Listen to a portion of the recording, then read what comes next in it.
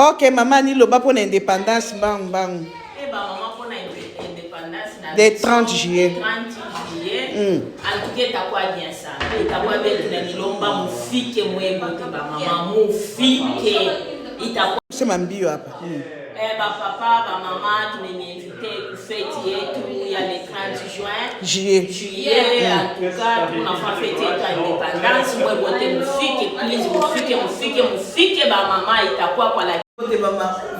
La vie. Bote maman, ma papa, les 30 juillet, tout ça, la fête d'indépendance. Boya, on a ma fouta. Ok, na l'équipe, on souba le maman, ni bakbazé, les papa. Quand les 30 juillet. Quand tu es lobby pour les 30 juillet, fête nation indépendance, boya mingi mingi, maman, papa, oya na fouta déjà ticket pona. Kalate fête ko. Kobetaye na l'équipe, on souba le babo, comment la bilongi, ndenge. Oh yeah.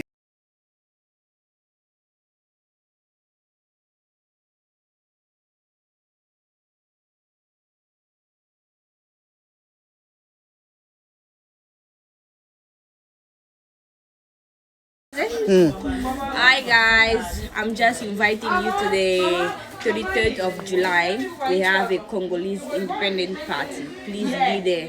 Karibu wote tunemita mufuye. Queen Mother atakuya popia.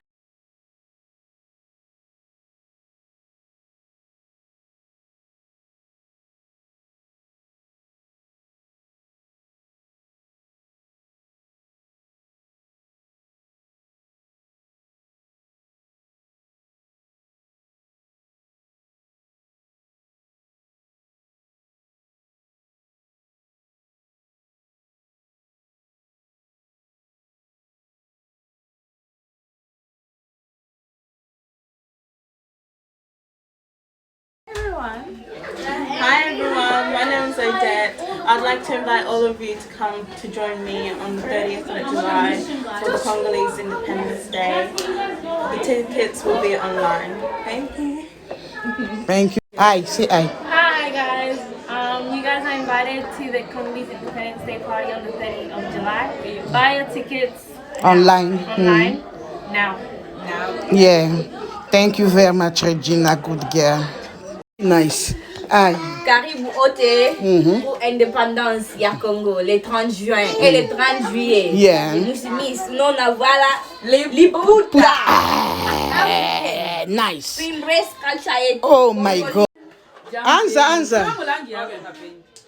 Jambo yenu, mkwe mwebote tukwe tuenjoy shuka le 30 juillet. Tutakuwa ni dance, kata dance. Indépendance. Hello maman congolaise. Australie, la paix. Nali kobenga bino le 30 juillet. Wana fête, tout ça la pour les 30 juin. Oh là na foutu. Le 30 juin, ça la pour les 30 juillet.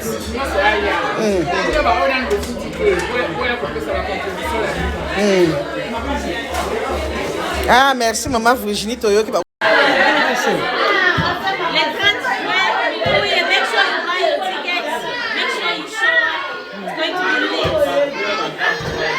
Okay, Raisa, thank you very much for that. Yeah, Loba Shikun. Yeah. Hey guys, guess what? So this month, the 31st, is the Congolese Independence Day party. Make sure that you're ready to come and enjoy the party. So I'll see you all there. Le 31 juillet, vous avez tiré la ville indépendance, il y a Congo. Le 30 juin, il faut qu'on corrige Loba. Le 30 juin, vous avez tiré la ville pour la fête de l'indépendance. Cela vous a tiré. Loba.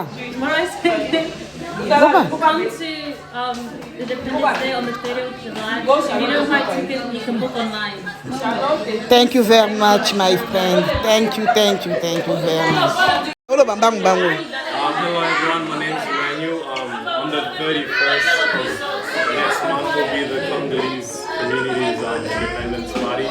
So if you haven't gotten your tickets, please do so now. There's a link.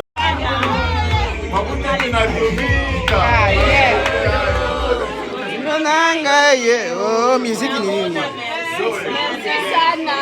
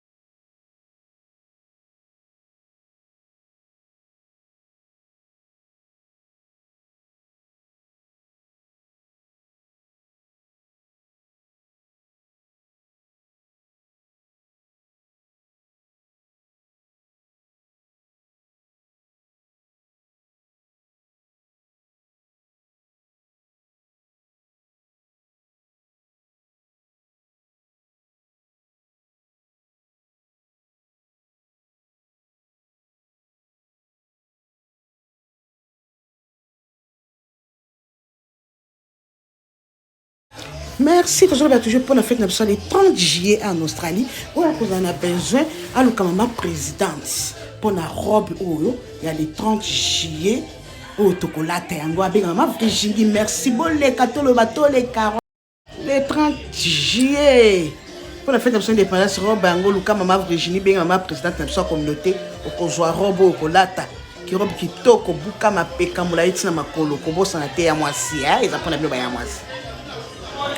Quand il est au lobby pour le 30 juillet fête nationale indépendance boya mingi mingi ba maman ba papa oya na futa de ticket pona kalate fête ko ba e ko betaye na lekisi ba musuba loba boko mona bilongi ya ndenge na ndenge oya e bando Allô maman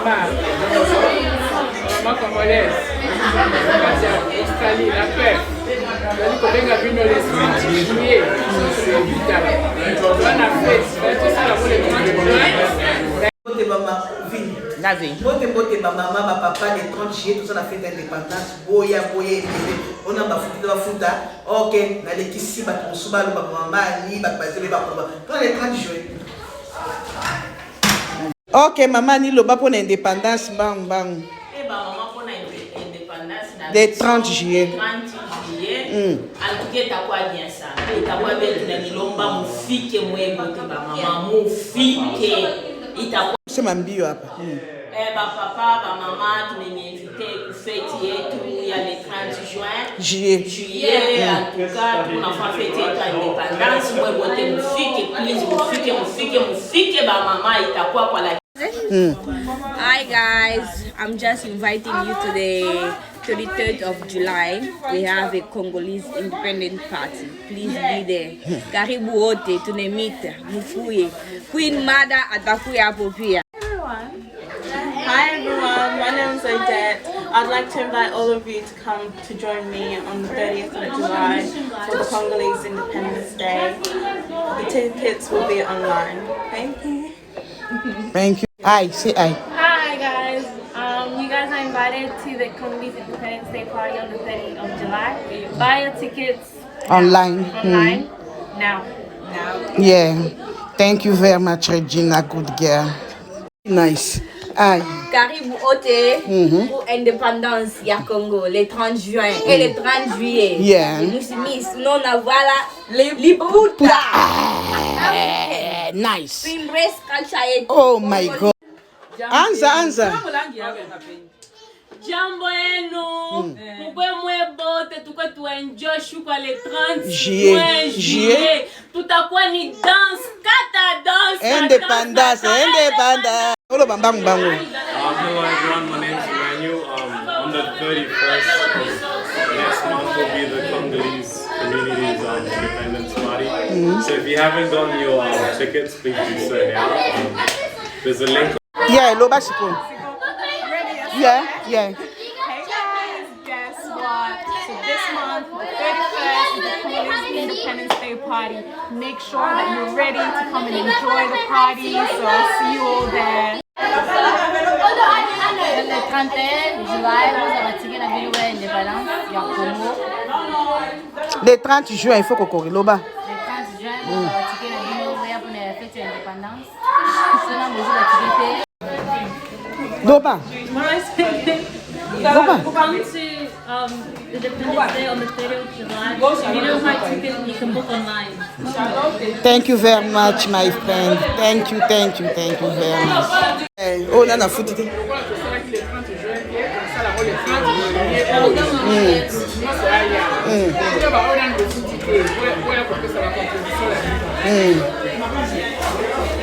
Ah, merci, maman Virginie Toyo.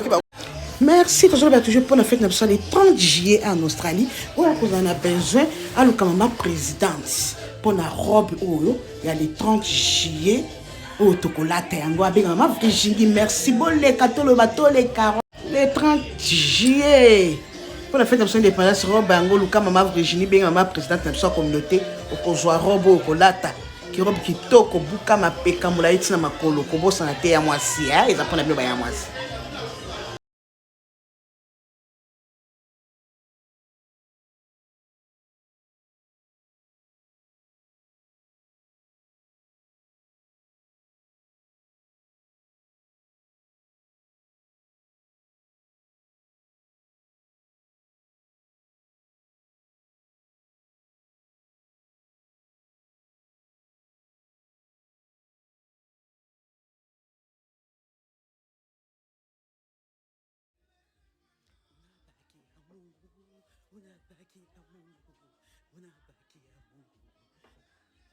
libala tozola momo imbisi tikali nzambe amen.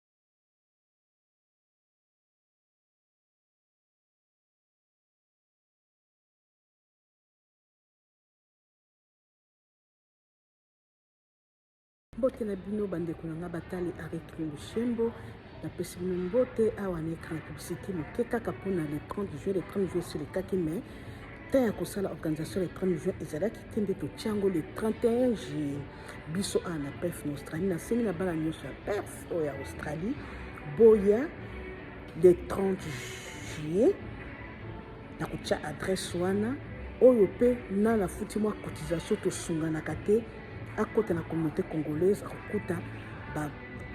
akokuta badetail nyonso ya banke oyo akotia mbongo bozanga te bandeko na ngai boya mingi mpo eza ya biso eza mpona ekolo na biso nasengi bamama bajeune fille bapapa bakoko banoko nyonso boya makambo kozala kitoko oyo bomoi mama ezwi moko mwana pefa alobeli yango seke kozala seke kozala guyo kolinga kozanga ofana na ndako kozanga te ya mwasi kozanga te ya mobali kozanga te ya koko ya mama leki bozanga te boya mpenza couple tozosenga cotisation ya $50 couple cotisation excuse-moi boskizenga couple eza cotisation ezali wana soki ya 100 single eza 50 oyo bana mpe baza na nini ya madetail nyonso bakozwa yango deja bakopesa tokopesana tokokoma likolo bokomona boya korate te ya mwasi eza mokolo ya indépendance eza mpe mokolo ya nini ifo tozala wana mpo tomisoutenir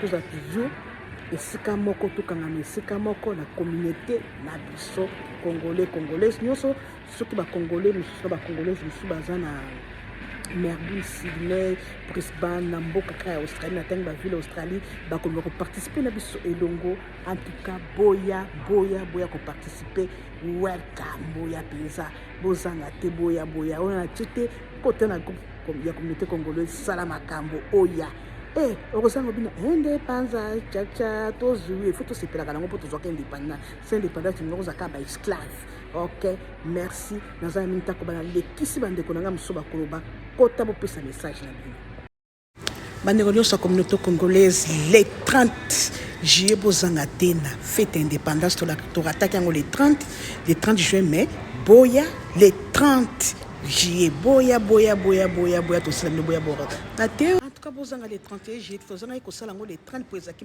makambo mosusu ezalaki wana nde totiango le 31 juillet baya mwasi baya mobali baya papa bozanga te koya le 30 mpona fête na biso indépendance boya bozanga ya boye ezalaka ban Australie a père fait boya le 31 juillet. Boya tokotia numéro et ska fait te kozala bo futa no ba futa bo kinoko futa o contribution to sala kapoto sunga to za elongo to kanga mesika moko. OK? En tout cas, bana père soko zangi soko sukula ka bandoki bilamba poza vrai congolais nyo se fa koma. En tout cas, soko zangi soko ela ka ba ndoki bilamba boya to ko afficher jour date na esika. Yo soko yete le ba ki sukula bandoki bilamba. Vrai Congolais face à la fête dans les 31 juillet. Ce qui était c'est que nous avons la communauté, basango toujours la communauté zokabwa, c'est que kozala yo. Pour vrai Congolais penza di père na mama il face à la fête dans les 31 juillet. Yako futa yaka c'est que nous